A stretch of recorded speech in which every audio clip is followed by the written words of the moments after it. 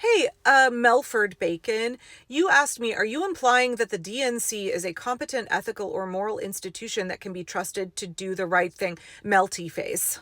When did I mention the DNC in that video, which was entirely about how we do not concede elections in advance to the Republicans and Donald Trump, that we don't perpetuate conspiracy theories about how the 2026 midterms are going to be hopelessly rigged so people shouldn't bother voting, and how doing that is actually incredibly harmful. And the only person you are aiding by spreading that misinformation is Donald Trump. The only thing you are doing is suppressing Democratic votes when you say don't bother voting. Now, I understand some of those left-leaning folks that are spreading that kind of misinformation are rage baiters, and there are a lot of clicks and a lot of money to be earned making doomer, defeatist, alarmist content. But what's our goal here? To make some money on TikTok? Or is our goal to fucking save democracy? I've said this before, I'm immediately suspicious of anybody making doomer content or anybody saying, give up, all is lost. There's no point in voting. There's no point in resisting. Who are you benefiting by doing that? Okay, but getting back to your question, I never mentioned the DNC in that video anywhere. I swear to God, people cannot listen to comprehend.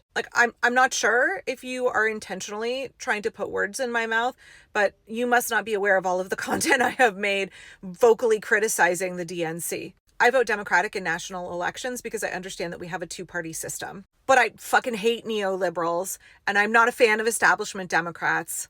And I would never in a million years accuse them of being ethical or moral. This is just such a wild, obviously I didn't say any of that, Melford. Part of what is so infuriating about what we're going through now is that the DNC and the establishment Democrats, including Hakeem Jeffries, including, of course, Chuck Schumer, and still Nancy Pelosi, who, oh my God, she's running for re-election in her 80s. Those folks are all actively trying to suppress progressive members of the party who are trying to fight for democracy and the American people. Establishment Democrats are repeatedly failing us. And honestly, some of the young up-and-comers, I could get into David Hogg later, but as of right now, I'm super disappointed in him as well. We're watching the Democratic Party actively sabotage its own members who understand the assignment and are willing to fight for the American people and the rule of law.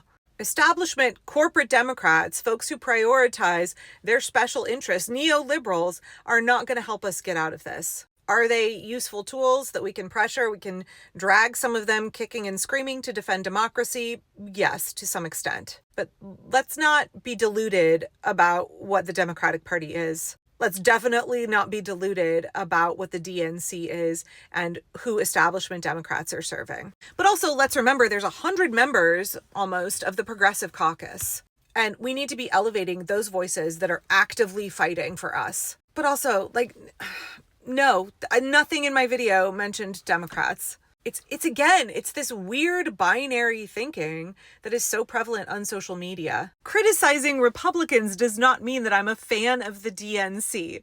Honestly, you know what this is giving? This is giving when Trumpers throw out an insult about Joe Biden, like we're all gonna freak out over it. Because they worship and adore Trump. They assume that we must feel the same way about Joe Biden. I held my nose and voted for that man. I absolutely have never liked him. But just because we all despise Trump because he's a narcissistic tyrant, because he's a fascist and what he's doing is killing millions of people, that doesn't mean that we then adore Joe Biden. Please.